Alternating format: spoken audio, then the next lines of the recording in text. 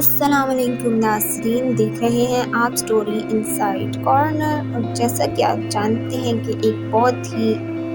Pack کا drama چل رہا ہے زنجیریں، تو اس ڈرامے کے بارے میں ہم کچھ ایسی باتیں، ایسے فیکٹس بتائیں گے جو کہ آپ کے لیے بہت ہی حیران کن ہونے والے ہیں۔ جیسا کہ آپ جانتے ہیں کہ اس وقت بانو لاپتہ ہو چکی ہے، اور بانو کا بھائی کیونکہ اس کو خود پہاڑی سے نیچے پھینک کر آیا تھا تو اس کے کہنے کے مطابق وہ تو فوت ہو چکی ہے، لیکن سربلند ابھی تک جانتا ہے کہ بانو زندہ ہے، کیونکہ سربلند کو ابھی تک بانو کی لاش نہیں ملی۔ تو سربلند تو اس بات پر بضد ہے کہ شاید بانو زندہ ہے، کیونکہ اس کو پتا ہے بانو خودکشی کر ہی نہیں سکتی،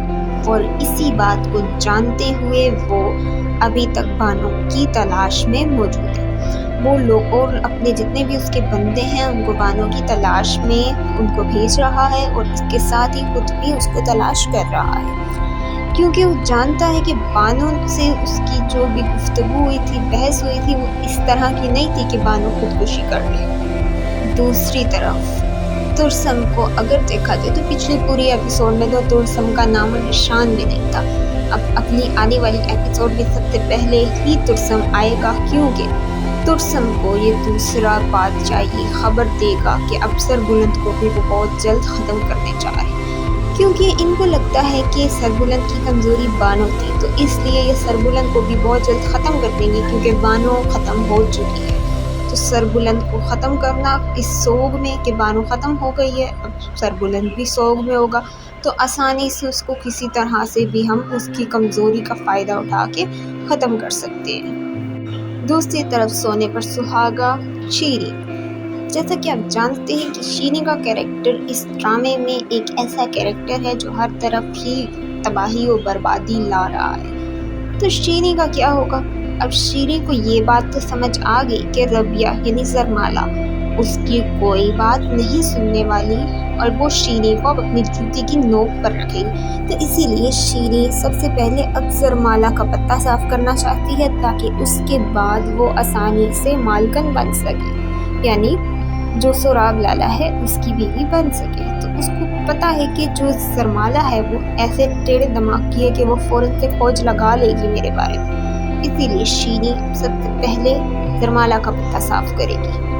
اور ساتھ ہی ساتھ اگر ربیہ کے بارے میں دیکھا جائے تو ربیہ جو ہے وہ ایک دفعہ پھر حویلی سے بھاگنے کی کوشش کرے گی، کیونکہ شیری اس پر کچھ ایسا الزام لگائے گی جس کے بدلے میں